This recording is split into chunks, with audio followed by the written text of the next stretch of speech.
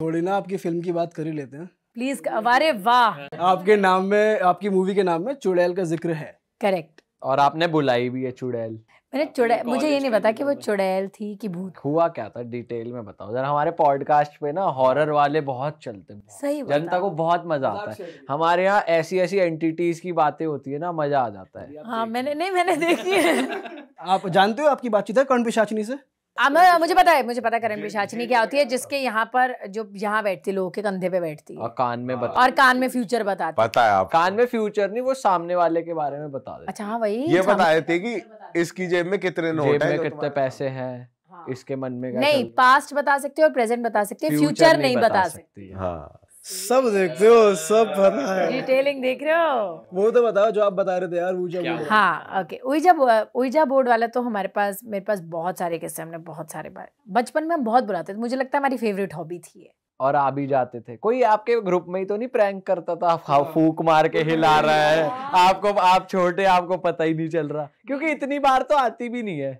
कुछ बार तो नहीं भी आती होगी, पर कुछ बार तो ऐसा हुआ कि जैसे हमने बुलाई, वो सारा ऐसे हम लोग कैलेंडर की शीट लेते थे, तो कैलेंडर आते थे ना, तो बड़े बड़े फाड़ के पीछे से ABCD 1 2 3 4 लिख कर यस नो कर दिया, कॉइन में बुला ली। अच्छा अब हमें लग रहा है कि यह 2 लोगों की उंगली लगती थी, तो मुझे लग रहा था मेरी बहन चला रही है और उसको लग रहा था कि मैं चला रही हूँ। अच्छा मेरी चाची वगैरह सब साथ बैठे थे, तो हम चला रहे हैं, तो मैंने पूछा कौन आया है, तो उसमें मेरी दादी आई थी।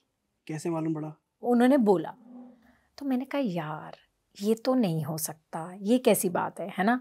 तो अब कुछ ऐसी चीज़ें थी जो हम में से किसी को भी नहीं पता हो सकती थी, मेरे पापा के बारे में, मेरे ताऊ जी के बारे में, बिकॉज वो चीज़ें तो डेफिनेटली नहीं पता हो सकती थी। तो वो चीज़ें वहाँ पे लिख कर आने लगी। अब हमें समझ नहीं आ रहा है कि भाई ये हो क्या रहा है। फिर मैंने एक टाइम पे हमने उनसे पूछा कि ताऊ जी आज सुबह कौन सी कलर की शर्ट पहन के गए। अब हमें क्या पता ताऊ जी कौन सी शर्ट पहन के काम पे गए होंगे, तो उन्होंने बताया। हमने ताऊ जी को फ़ोन करा, हमने कहा ताऊ जी कौन सी शर्ट पहनी है, कह रहे मैंने कहा this is very weird, match हो गई। हाँ अब मुझे लगा ये तो हमने कोइंसिडेंस भी हो सकता है। अच्छा एक टाइम पे मेरे पापा को घर पे ऋषि बुलाते हैं, तो ऋषि ऋषि ऋषि करके कॉइन चलने लगा। मैंने कहा क्या बोलना चाहती है पापा के बारे में, और 2-4 मिनट बाद बाहर हॉर्न बजा कि पापा आ गए। मैंने कहा यार this is getting a bit spooky here, I think we should let it go, I am not believing this for some time. तो मुझे मुझे एक्चुअली में बहुत अजीब लगा। और उस वक्त हमने कुछ सवाल उनसे फ्यूचर के पूछे थे, लाइक मेरी कज़न ने पूछा कि मैं बाहर जाऊंगी पढ़ने के लिए, और उसका तो बिल्कुल ही जोन नहीं था, मतलब एडमिशन यूके की बंद हो चुकी थी। होता ना कि अप्रैल तक लास्ट होता है, उसके बाद आप कर ही नहीं सकते। तो उसने बोला यस, कहती कौन सा ईयर, कहते दिस ईयर। मैंने कहा हो ही नहीं सकता, इम्पॉसिबल है, तेरा तुझे भी पता मुझे भी पता है। उसको रैंडमली एडमिशन कॉल आ गया, और उसका 2 दिन में स्टूडेंट वीज़ा लग गया यूके का। ऐसा कभी भी नहीं होता है। It is very odd. I am like this is very very odd. तो ऐसा मेरे साथ हुआ, स्पूकी में मेरे साथ हुआ। वाह, तो कभी ऐसा हुआ है कि आपने स्पिरिट बुलाई, वो अब एक होता है ना वो कि अब आप जा सकते हो, और वो जा नहीं रही, नो कर जा रही। वो तो हम लोग सब बहाना करते थे, पर मेरे घर में थी, जहाँ मैं मलाड में रहती थी। घर में थी मतलब? बताओ ना। अरे वाह कितने खुश हुए ना, इनको सिर्फ चुड़ैलों की कहानियां सुनते गाइस, क्योंकि इनको कहानी मैं पता है कैसे सुनाऊंगी अब तुम्हें कहानी। ऐसे अपनी कहानी के हर 2 लाइन के बीच में बोलूंगी जटनू चुड़ैल टकरी 15 मार्च को आ रही है। हाँ, ऐसे एडिट तो हमारे हाथ में। अरे नहीं, तुम्हें पता नहीं है मैं कैसे बोलूंगी, तुम कहानी बता ही नहीं पाओगे, तुम काट ही नहीं पाओगे। अच्छा ये भी तो एक्सपर्ट है, ये बताएगी कैसे? इतने सही तरीके से एडिट करूंगी अपनी कहानी की। जैसे देखो अब मैं आधी कहानी के बीच में तुम्हें बोलूं कि मैं जब नई मुंबई गई, तो मैं मलाड में एक घर में रहती थी। 15 मार्च को जटनू चुड़ैल टकरी आ रही थी। तो कैसे काटोगे? ओके, तो वहाँ पर मुझे 1 बेडरूम के प्राइस में 2 बेडरूम का घर मिल गया। तो मैंने कहा मुझे क्यों दे रहे हो? तो उन्होंने कहा कि एक रूम में मुझे अपना सामान रखना है, तो यहाँ पे हम सामान पैक कर देंगे, आप एक रूम यूज़ कर लो, आपको बड़ा घर मिल जाएगा। मैंने कहा भाई सही है, मुझे तो बड़ा घर चाहिए, जटनू चुड़ैल टकरी 15 मार्च। तो ऐसा लगा कि मंत्र छोड़ हाँ, तो हुआ क्या? तो हुआ यूं। अरे फिल्म की बात ही नहीं कर, तो बीच बीच में ही बताना पड़ेगा क्यों दिल्ली तक इनके घर आई हूँ मैं। क्योंकि मेरी फिल्म आ रही चटनी चुड़ैल टकरी ढंग से तो बोलो, ऐसा लग रहा है कोई सामग्री डल रही है। चटनी चुड़ैल टकरी 15 मार्च। ये तो आवाज ही नहीं निकली लेकिन। चटनू चुड़ैल टकरी 15 मार्च को आपके नजदीकी। अच्छा अब तो ये तो तुम बिल्कुल ही इनऑर्गेनिक प्रमोशन कर रहे हो ना। नहीं ये हमारे ऑर्गेनिक में आ जाता है। ये इनका ही सही था मंत्र फूकने का, मंत्र फूको तो सही है। अब घर मिल गया आप। हाँ मुझे घर मिल गया, अब मैं वहाँ पे रह रही हूँ। 1.5 महीना था, मेरा एक शो शुरू हुआ, मैं मीरा रोड जाती थी, तो वहाँ पर ना हमारे सेट पे तब नए नए, वो याद है ओसिम के पहले जैसे मसाजर्स आते थे, वो हाथ वाले जिन पे ऐसे नीचे बॉल लगी। हाँ। तो वैसे कोई नकली ओसिम के मसाजर आए थे जो डॉल्फिन जैसी शेप में थे। तो हमारे सेट पे वो बंदा आया बेचने के लिए, तो उसने बोला कि 1 with 1 फ्री है। तो मैं और जो मेरी मदर बनती थी शूट पे, हमने खरीदा और मैंने ना घर आके यूज़ ही नहीं करे। मेरे कमरे में ऐसे बेड के बाजू में थोड़ी सी जगह थी और वहाँ पे स्टील की अलमारियाँ थी। आया, मैंने कहा यार ऊपर रख दे, जगह तो बहुत थी नहीं, तो उसने ऊपर रख दिया। अच्छा मैं ना रात को एक दिन मेरा जल्दी पैकअप हो गया, तो मैं रात को सो रही हूँ। मेरे घर पे जो काम करती थी उसका नाम था नीलिमा, वो बाहर हॉल में सोती थी और बाहर भी एक वॉशरूम था। मुझे डर लगता था तो मैं ना हल्का सा कमरे का दरवाज़ा खोल के ही सोया करती थी। मैं जल्दी सो गई।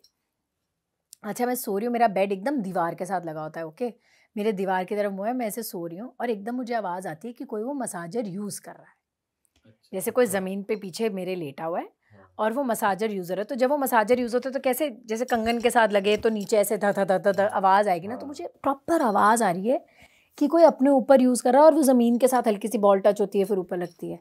अच्छा मैं ना एकदम से नींद खुली और मैं ना घबरा गई। तो मैंने धीरे से बोला, मैंने कहा नीलिमा कोई। अच्छा अब ना मेरे बिल्कुल ही सांस ही चढ़ गई। इस टाइम आंखें बंद थी आपकी? आंखें बंद आंखें खोल ली थी मैंने, क्योंकि मेरे को डर में ऐसा था, है ना।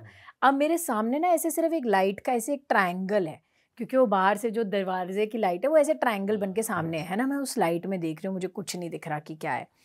अब मैंने फिर बोला नीलिमा, अब मैंने ना हनुमान चालीसा बोलनी शुरू कर दी और मैंने ना ऐसे पीछे से किसी तरीके से अपना फ़ोन करके आगे फ़ोन लिया और मैं हनुमान चालीसा बोले जा रही हूँ और मसाजर बंद ही नहीं हो रहा है। अच्छा ओके। अब मैंने नीलिमा को फ़ोन मिलाया, जैसे ही मैंने नीलिमा को फ़ोन मिलाया उसने मेरा फ़ोन काट दिया, लाइक एक ही रिंग में टक करके उसने मेरा फ़ोन काट दिया। उसने यहाँ मेरा फ़ोन काटा और पीछे से टक की आवाज़ आई कि जैसे किसी ने ऊपर से बटन बंद करा हो मसाज। अरे तो मुझे एकदम से लगा नीलिमा है। और मैंने इससे पहले कि मैं बोलती ना, मेरे जैसे पीछे से मुझे कोई हवा सी आई कि जैसे कोई खड़ा हुआ हो। तो आगे लाइट में मैं देख रही हूँ, ऐसे मुझे लगा कि जैसे कुछ हिला हो और तभी नीलिमा सामने दरवाजे से आई। हाँ जी दीदी क्या हुआ? ओह माय गॉड, मैंने उसे देखा है ना, जंप्ड इन द बेड। ऐसे तो मेरे कमरे में क्या कर रही थी? कह रही है दीदी मैं तो वॉशरूम में थी, आपका फ़ोन आया तो मैंने फ़ोन काटा, मैं आपके कमरे में कहा थी। मैंने कहा नहीं तू मेरे कमरे में थी, तो यही थी। कह रही है नहीं दीदी मैं यहाँ नहीं थी, मैं तो सामने से आई हूँ। हाँ। मुझे ना कुछ समझ में ही ना आए कि क्या हो रहा है। मैंने रवि को फ़ोन करा, रवि घर आया। फिर मैंने अगले दिन सुबह देखा तो वो मसाजर ऐसे पूरा टूटा हुआ था, पैक्ड पड़ा था। मतलब और आपने तो अलमारी पे रखा मैंने था। तब से रखा था। हाँ। ओह माय गॉड, उस दिन के बाद मेरा उस घर में रहना इतना मुश्किल हुआ है ना। हिस्ट्री जानने की कोशिश नहीं करी आपने, क्या है वहाँ? यार मुझे लगा कि उन्होंने उस कमरे में कुछ बंद किया होगा। मैंने तो घर बदल लिया क्योंकि मैं बहुत ज्यादा डर गई थी। मैंने कहा भाई मैं तो नहीं रह पाऊंगा। वैसे अक्सर होता है कुछ ऐसे घर ना जिसमें कुछ ना कुछ पैरानॉर्मल एक्टिविटी होती है, पहले कभी हुआ होगा, तो वो सस्ते में मिल जाते हैं, जैसे आपको भी सस्ते में मिल गया। हाँ। उस घर में हमारे साथ बहुत कुछ होता था, पता है? बताओ ना क्या हुआ? और कितना बता दूं मैं तुम्हें? क्या होता था? बर्तन बजते थे? नहीं, वैसे उस घर में हमारे पास एक ड्राइवर आया। ओह माय गॉड, कितनी कहानी है मेरे पास। लोग कहेंगे भाई ये तो पागल ही है। बताओ, ये तो सुनने में ऑडियंस को बहुत मजा आएगा। अच्छा हमारा रवि ने एक नया ड्राइवर रखा था और मुझे वहाँ बहुत डर लगता था। और वैसे भी रवि आता जाता रहता था कि जितने 2 दिन मेरे पास रहता था, 3 दिन अपने घर में रहता था वर्सोवा में। तो नया ड्राइवर रखा हमने, तो उस जब से वो आया ना कुछ हमारे साथ हो कि मतलब एक दिन रवि निकला तो गाड़ी चलते चलते गाड़ी का पीछे का वो गिर गया। वो क्या कहते हैं उसको, जिस पे नंबर प्लेट लगी थी, पूरा गिर गया। और वो घिसड़ के आगे तक 15 मिनट गई। तो रवि जब तक घर पहुंचा, पुलिस वाले आए, रवि को जीप में लेकर गए कि आपने शोर में। मैंने कहा क्या, ये तक कोई बात ही नहीं है, पर किसी ने कंप्लेंट कर दी होगी।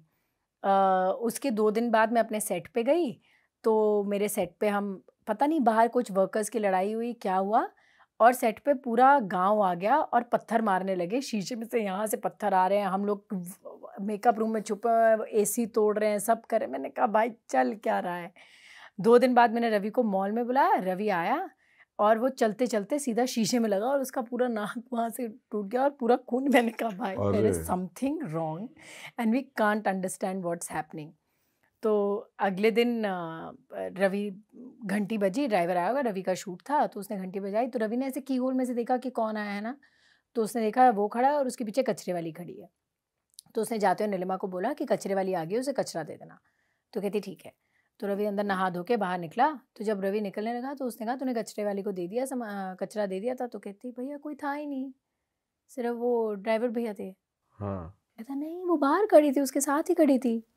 कह रहे नहीं भैया नहीं। कह रहा है मैंने देखा, मतलब उसने प्रॉपरली उसको देखा, ये वो करा है ना। तो इसको तब लगा कि भाई कुछ तो है। फिर उसके सेट पे दोबारा कुछ हुआ, तो इसने एक दिन उसने वहाँ पर ना पूछ लिया अपने ड्राइवर से कि तेरे साथ सुबह कोई कचरे वाली खड़ी थी?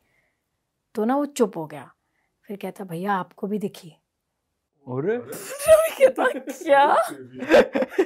कहता मुझे बहुत लोग बोलते हैं मेरे साथ कोई सा है। और कहता अच्छा कल से बताइयो। डबल महीने के पैसे थी और बोला प्लीज जाना, थोड़ा सा देख ले। Oh my God, I was like ये मत। और वो बंदा पहले बता दे, बाद में कहता है वो आपको भी दिखी। हाँ भाई दिखी, तेरे साथ थी, दिख गई। अरे बाप रे, तो स्कैरी है। कुछ और सेट की मस्ती बताओ, आप कैसे फन करते थे सेट पे? हम ये सवाल दुनिया का सबसे बुरा सवाल है और ये रहने देते हैं, कोई लोड नहीं है। और बताओ क्या चल रहा है? मतलब इस सेट, हमारे सेट पे जो एक हॉरर स्टोरी थी ना, वो हर इंटरव्यू में है, तो वो आपके इंटरव्यू में और भी बोरिंग हो जाएगी। सही में थी? गिप्पी जी कहते सही में थी। हम वहाँ पे हमने एक गेस्ट बुलाया था, वो कमरा हमेशा बंद रहता था, वो आके वहाँ पे रहने लगा। मतलब वो उसी दिन आया था, तो उसको लगा कि उसके आके कोई छाती पे बैठ गया। ये तो स्लीप पैरालिसिस है। हाँ उसको भी ये लगा, तो वो बाहर आ गया। हाँ। फिर उसको थोड़ी बार उसने सांस ली, वो अंदर गया, उसको लगा यार ये मैंने क्या सोच लिया। तो उसके बाद फिर उसको ऐसा लगा कि उसको किसी ने ऐसे बेड से पैर से खींच के नीचे गिरा दिया। ये स्लीप पैरालिसिस नहीं था। ये तो नहीं है। फिर वो बाहर भागा। मैं एक्चुअली शूट पे थी, हम शूट कर रहे थे, हमारा नाइट शूट था। तो उसने गिप्पी जी को फोन करा कि मैं वापस जा रहा हूँ। गिप्पी जी कहते क्या हुआ? हमारे कह रहे नहीं मैं जा रहा हूँ। गिप्पी जी कहते ओके रिसेप्शन पे बैठ, हमारे हैं।